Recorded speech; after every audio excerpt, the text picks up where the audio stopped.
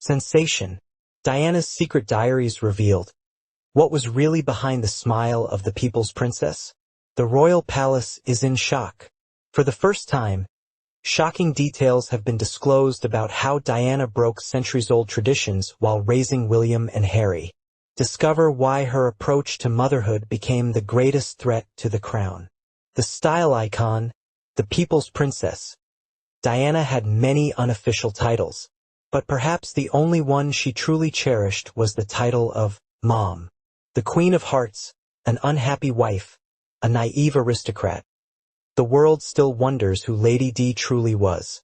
Yet the most unshakable memory of the Princess of Wales is held only by William and Harry. For these two, there was no version of Diana other than Diana the mother.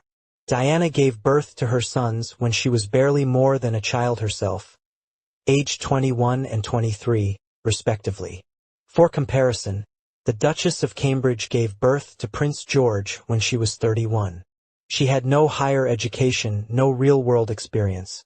Only the feelings and emotions that only the young at heart can give to the world.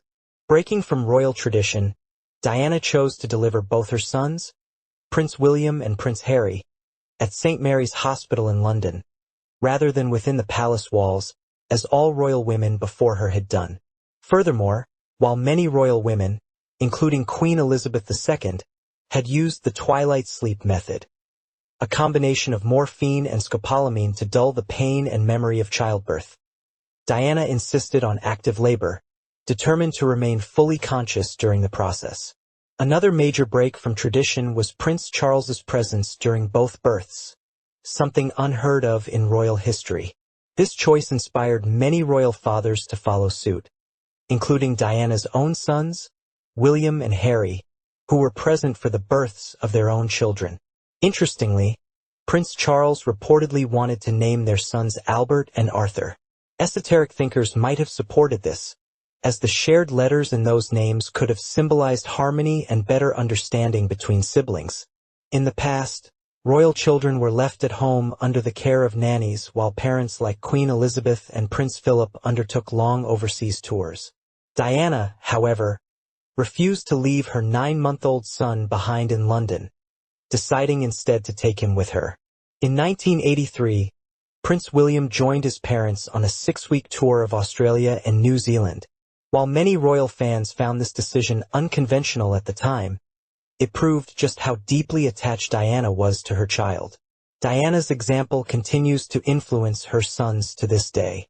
Prince William and Kate Middleton frequently travel with their children. Nearly 3 decades after Charles and Diana's visit to Australia and New Zealand, William and Catherine returned there with their baby, Prince George. Similarly, in 2019, the Duke and Duchess of Sussex took their 4-month-old son, Archie, on a tour of South Africa. She was a nightmare parent, Prince Harry fondly recalls in the HBO documentary Diana, Our Mother, Her Life and Legacy. Together with his older brother William, Harry flips through childhood photos of the 3 of them during happier times, their mother alive, and their family full of joy. As children, they weren't concerned with their parents' infidelities, paparazzi flashes, or tabloid gossip. They just wanted to enjoy the moment with their mom and dad. The most important thing is to be a mother and a wife. That's what I'm trying to achieve. Whether I will or not is another matter, but I am trying, Diana said in November 1985. She later added, I live for my sons. Without them, I'd be lost. It's no surprise that she wasn't a strict mother, preferring to spoil and entertain her children rather than discipline them. The nannies took care of that, though one might think Diana herself could have used a bit of guidance. Our mother was an absolute child, Harry continues. When someone asks me to describe her personality, I instantly hear her laughter in my head. That crazy laughter, the laughter of pure happiness. One of her favorite mottos was, mischief all you want, just don't get caught. And indeed, Diana herself was a mischievous parent.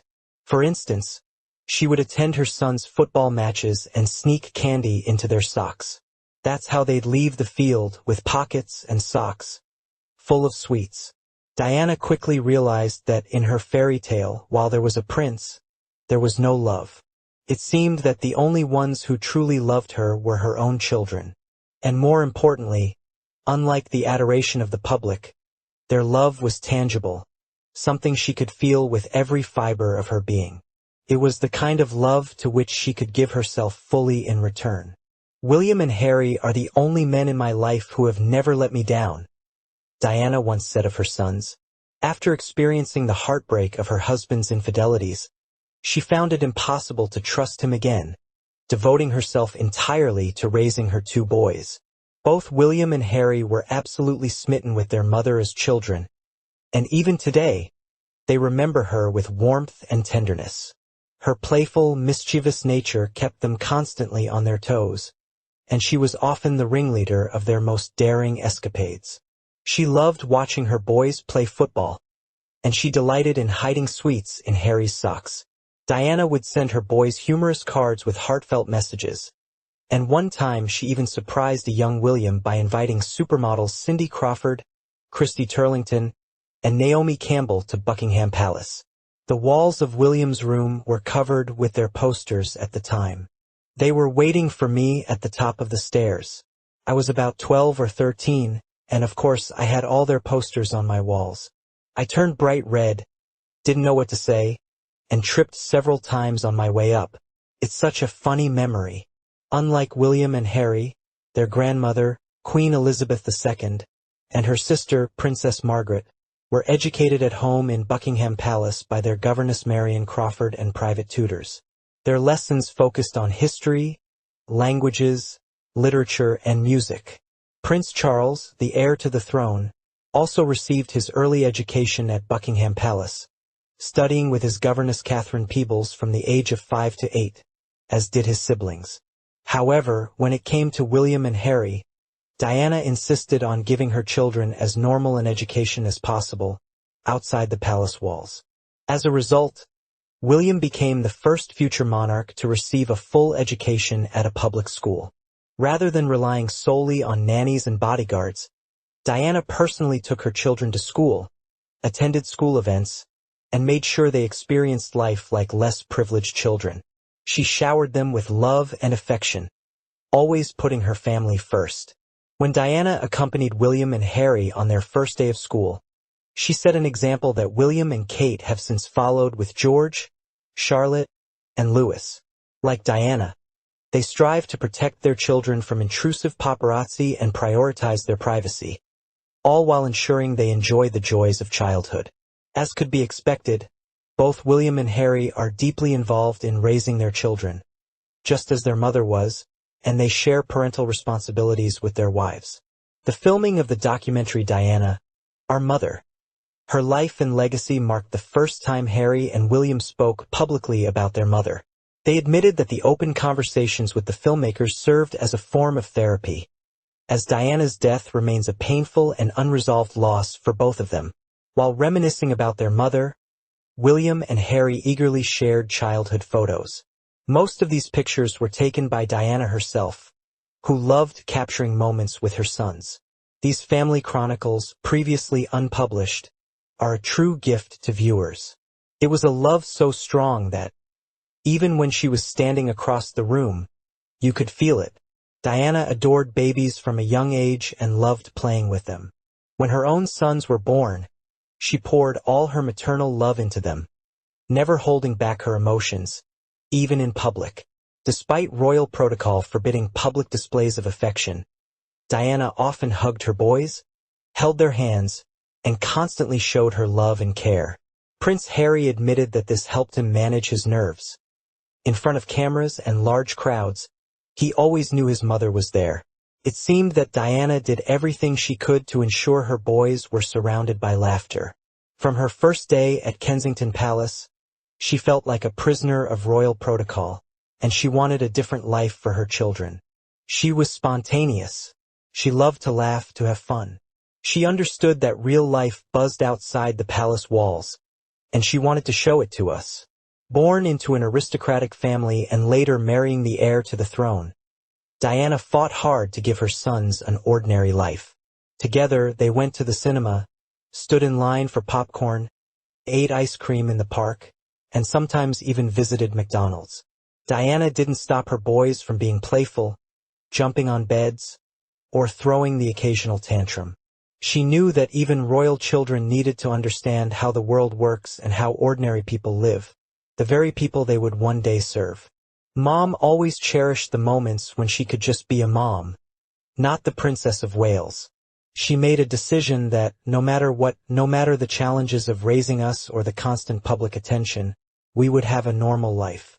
And if that meant taking us out for burgers, seeing a movie, or driving out of the city in her old BMW with Enya playing on the stereo, my God, it was wonderful. This sentiment is echoed by Darren McGrady, the royal family's chef. I remember one day Princess Diana came into the kitchen and said, "Don't cook for the boys tonight. I'm taking them out for fast food." I replied, "Oh, Your Royal Highness, I could make burgers for them here." With the help of her friends, Diana found a job at a kindergarten. Initially, she would only stop by in the mornings, but soon, she began staying for the entire day. In her free time, she even looked after an American baby recently adopted by a single mother of many children from an organization Diana collaborated with. Despite her busy schedule, Diana always found time for everyone, and in doing so, she seemed utterly happy. Good deeds should be done just for the sake of doing them, without expecting gratitude or a reward. But maybe one day, someone will do something kind for you in return. Diana enthusiastically embraced her mischievous son's antics. For example, during a family holiday on Necker Island, she let them and their friends bury her in the sand. She had a wicked sense of humor and loved being playful. Once, Diana broke royal protocol by giving her sons a tight hug after being separated from them for 5 days. Prince Harry would later reflect on what made Diana such a special mother. "I miss that feeling. I miss having a mom who would hug you and show you the compassion everyone needs." Behind closed doors, she was incredibly loving, caring, and outrageously funny. Interestingly, Prince William, unlike Harry, was raised with greater strictness. During government meetings, for instance, Queen Elizabeth II would ask the butler to bring a small stool so that William could sit beside her chair. Her Majesty ensured that her eldest grandson was immersed in state affairs from an early age. Prince Charles also made it clear to William that he would one day become king. Diana never involved her sons in her disputes with Charles or spoke ill of him. On the contrary, she encouraged the boys to see their father as a serious and thoughtful man and supported their shared interests. As her sons grew older, Diana began to notice qualities in Harry that she believed would make him a great ruler. Despite William being the elder brother and the true heir to the throne, she often felt that Harry had the traits of a natural leader, his ability to connect with people and his easygoing nature. She even gave him the nickname Good King Harry.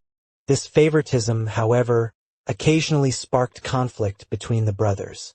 One of the family's former chauffeurs recalled an incident that highlighted their rivalry.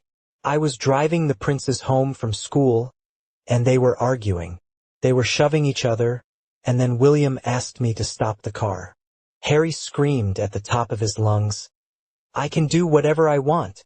You'll be king, not me,' the chauffeur added. Diana and I exchanged a look, and she raised her eyebrow thoughtfully.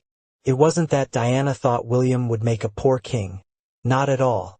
But she felt her eldest son didn't crave the throne. "William doesn't want every move he makes to be watched," the princess reportedly said. "I have a mom all to myself, and I don't have to share her with William," Harry once gleefully told his friends.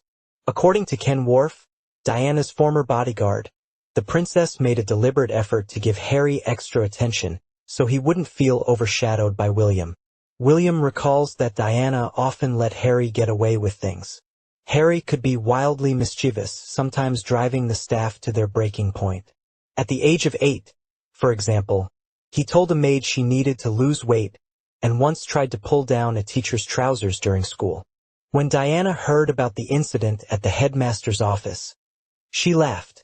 Instead of punishing Harry or telling him off, she indulged his antics, Worf said.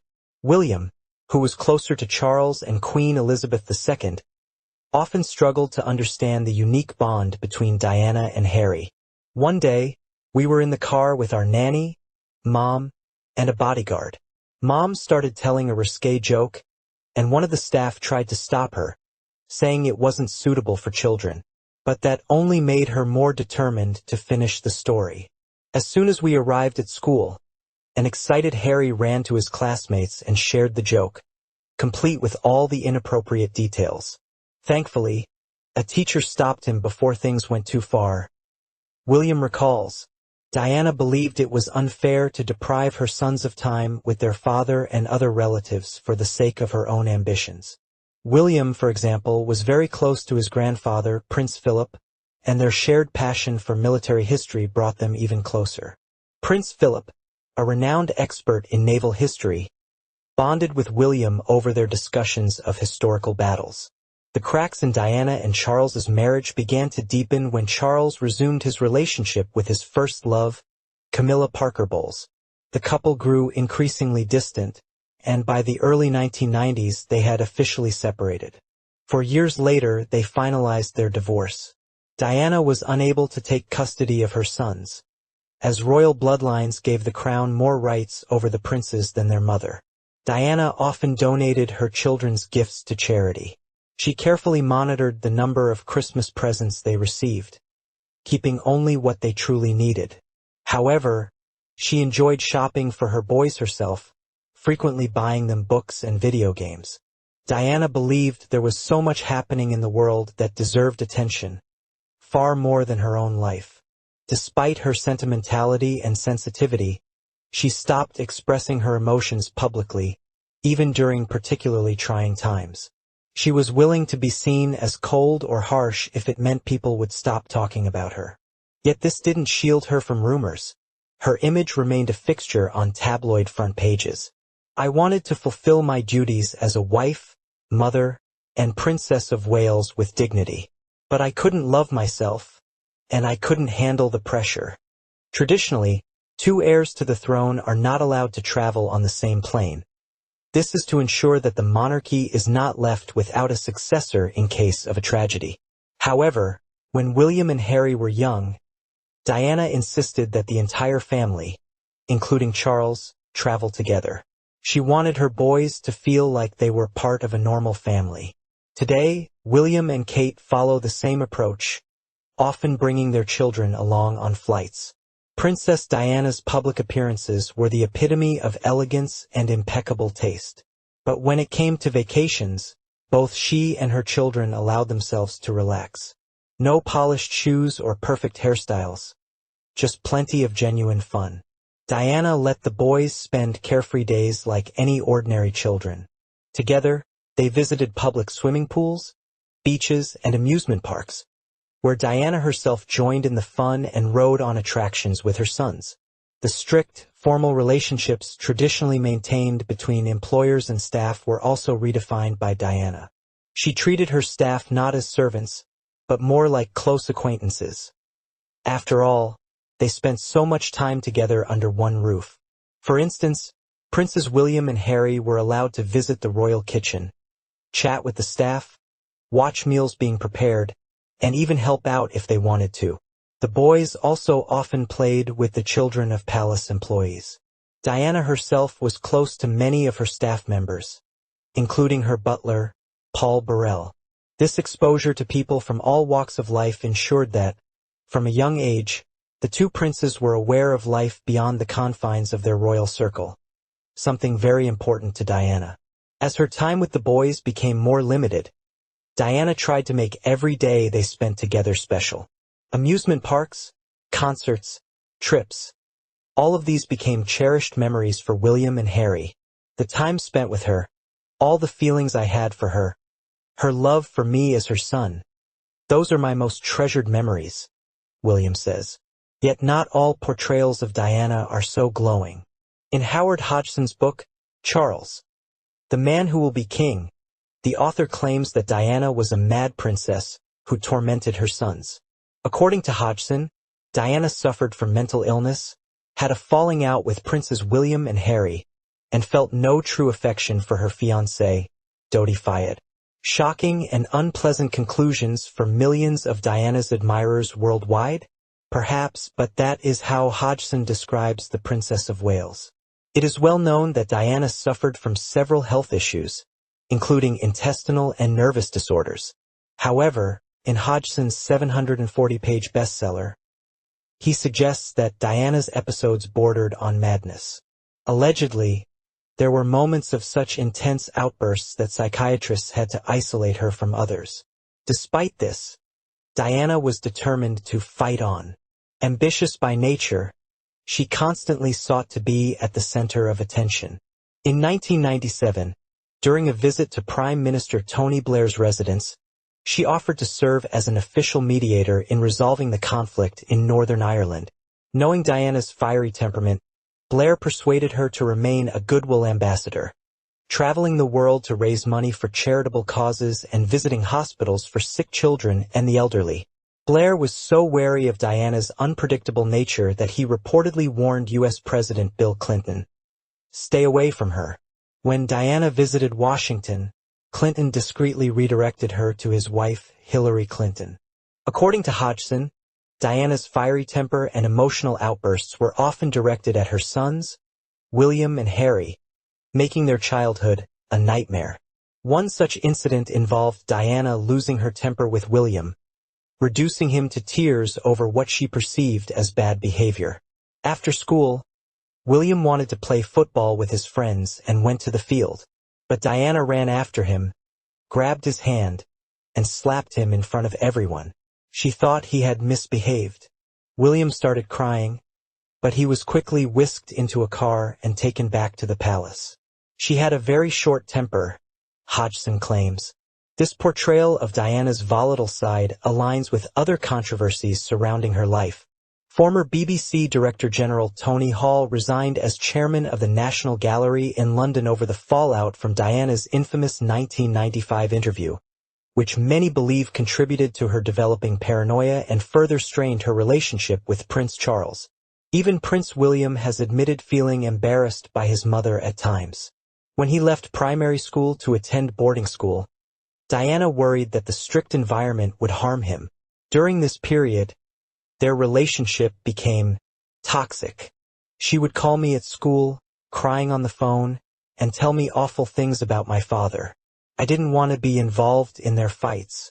I felt sorry for her, and I wanted to protect her. But at the same time, I loved my dad. Once, I asked her to stop speaking about him that way, but after a while, she started again. William recalls, the relationship between Princess Diana and her sons became so strained over time that they nearly grew apart. According to Mr. Hodgson, William often felt like a pawn. One example that outraged the author to his core was Diana's behavior during a Mediterranean cruise. The princess and her sons had been invited aboard a yacht by Dodi Fayed's father. Unexpectedly, Diana called a press conference and announced, "My sons keep urging me to move abroad and stay out of the limelight. Maybe I should do that. After all, I need to protect my boys." William is constantly battling depression. He's been practically disfigured by the attention of strangers. In Hodgson's book, he claims that Diana made this dramatic statement to divert attention from a reception Charles was holding to celebrate Camilla's 50th birthday.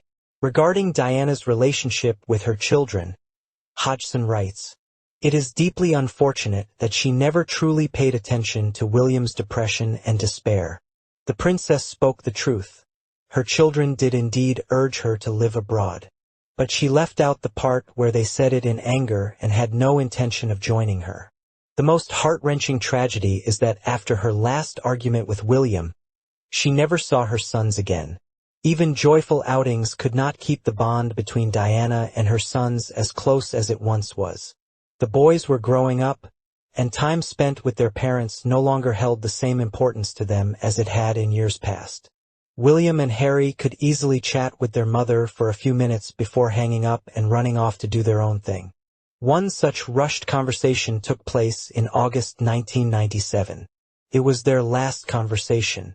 As a child, I never liked talking to my parents on the phone, and for some time that was the only way to communicate with her. Not in person, just because that's how things were. That day we talked for maybe 5 minutes at most, William later said. This tendency, which Diana inadvertently encouraged, sadly became her undoing. From the moment it became known that Prince Charles was dating Lady Diana Spencer, the media's interest in the young aristocrat was overwhelming. Paparazzi often crossed the line in their pursuit of exclusive photos. Ultimately, according to the official version of events, it was the paparazzi who caused the car accident that killed Diana. This tragic incident forever altered the relationship between the press and the royal family. As a result, agreements were made between the palace and the British press to reduce the demand for paparazzi photos obtained under questionable circumstances. These agreements remain in effect to this day. Mr. Hodgson's book also challenges another myth about Diana. It claims that the princess was completely indifferent to her final companion, Egyptian millionaire Dodi Fayed, despite constant media reports that she was madly in love with him and planning to marry him. The truth is, Diana would say one thing one minute and something entirely different the next, Hodgson writes. London newspapers reported that Hodgson's biography caused great outrage among Princes William and Harry, who have already faced years of negative portrayals of their mother. Dodi Fayed's father was also reportedly displeased by the claim that his son meant nothing to Diana. After their long-awaited divorce, which took nearly 4 years, as they had to wait for the Queen's approval, Diana and Charles reached a mutual understanding. During Diana's final year, they developed a warm friendship. It became common for Charles to drop by Diana's apartment in Kensington Palace for tea and to discuss their sons. A few months before her death, Diana admitted in an interview with royal biographer Ingrid Seward, "My deepest wish is for Charles and me to find a way to spend more time together with our sons. She was our mother, and she remains our mother. And of course, as her son, I will say she was the best mother in the world," Harry once said. In Charles at 70, Thoughts, Hopes and Dreams, Robert Jobson recounts a humorous memory shared by former Daily Mail editor Kitty Mooney. At a dinner party, Prince Charles began singing a humorous song from a show he had loved in his youth. Kitty playfully turned to William and joked that having such a father must be embarrassing. William's response? "I'm not embarrassed by my father. I'm embarrassed by my mother." In the documentary Diana, Our Mother, Her Life and Legacy, Prince William reflected on the most important lessons his parents taught him. "Some of my earliest memories involve my parents showing me, through their actions, that life isn't just about privileges. It's about responsibilities too." He spoke about the values instilled in him during childhood. "I didn't understand it at the time, but my parents taught Harry and me, through their example, to always put kindness and compassion above everything else." Diana wanted her sons to grow up to be kind and empathetic men. She was deeply involved in charity work and often brought William and Harry with her to visit state hospitals, children's hospices, and shelters for the homeless. From a young age, they were exposed to the realities of poverty and illness, learning how to help and empathize with others. Members of royal bloodlines may be placed on pedestals and seen as role models, but there is one area where they often fall short compared to ordinary people: parenting. Protocol dictates not only how they must behave in public but also how they should raise their children, often resulting in emotionally distant relationships between parents and their offspring. According to royal etiquette, it is forbidden to show emotional shifts in public. But Diana always emphasized that her sons had every right to express their emotions, whatever they might be. Prince William was more fortunate than Harry because, at the time of their mother's death, he was already 15 years old. He had spent more time with her. William was very close to Diana, and she invested a great deal in him. As an adult, William follows the guidance his mother gave him, including her belief that marriage should be based on love, and that one should take time to truly get to know their partner before tying the knot. Harry, on the other hand, grew up without a clear sense of direction. He was born as the spare and, in many ways, remained just that. This was not only Diana's shortcoming but also a failure of the entire royal family. There should have been greater effort to instill in Harry a sense of purpose and direction. After all, the challenge of finding a meaningful role for spare heirs has long been a problem for the royal family. Princess Margaret, Queen Elizabeth's younger sister, being a prime example. I think she would be proud of how Harry and I have managed to get through everything that's happened since we lost her. That thought gives me strength, Prince William shared with fans of the British royal family. William and Harry agree that it was their mother who shaped them into the people they are today. Open, approachable, and authentic. The only thing they truly regret is losing her so early, before they could give her the love, tenderness, and attention she deserved. There isn't a single day that we don't wish she were here with us. We still wonder what kind of mother she would be now, what role she would play in society, and how much she would have changed the world. Harry, who spoke to his mother the night before the fatal crash, still struggles to forgive himself for cutting their last conversation short. As a child, he was eager to end the call and get back to playing. Harry insists, however, that he remembers every word Diana said to him during that final exchange, and they have stayed with him for the rest of his life. The Queen has always been reserved when it comes to her private life, a trait long considered appropriate for a monarch. However, Queen Elizabeth II faced severe criticism for her initial silence following Diana's death. Diana, on the other hand, was a product of a new generation and was arguably the first royal to openly discuss her emotions and struggles. When she gave a candid interview about the breakdown of her marriage, it made her more relatable. Thousands of people could identify with her feelings and see themselves in her story. Diana urged William and Harry to always remain best friends. Yet, despite her efforts, her younger son broke this promise after her passing. Diana once remarked, "William will be a fantastic king. I never tire of saying that. And Harry is a great guy, though sometimes a bit restless. What do I want for my sons, beyond marrying for love and having lots of children? Above all, I want them to preserve and strengthen the goodness that is already in them." William and Harry, despite their differences in character, are good boys. They must stay that way, or no royal bloodline will save them. Diana wrote in her autobiography, "By showering others with love, Diana may not have melted her husband's heart, but she did win over the hearts of the world, earning the unofficial title of the Queen of Hearts." William and Harry both chose their own partners, supported charitable initiatives championed by their mother, and permanently changed the traditions of parenting within the royal family, all by following Diana's example. Unlike their father, both princes are actively involved in their children's lives. They take them on walks, feed them, bathe them, read bedtime stories, and personally drive them to school whenever they can. Diana's life was tragically cut short, but her legacy lives on in her sons, in the memory of millions, and in every broken royal protocol. She showed the world that even princesses are mothers first. But was Diana an ideal mother, or did her rebellious nature ultimately harm the royal family? Share your thoughts in the comments. If this story moved you, hit the like button to spread the warmth of this video. And don't forget to join our Royal Gossip Club. Subscribe so you don't miss the next sensational story.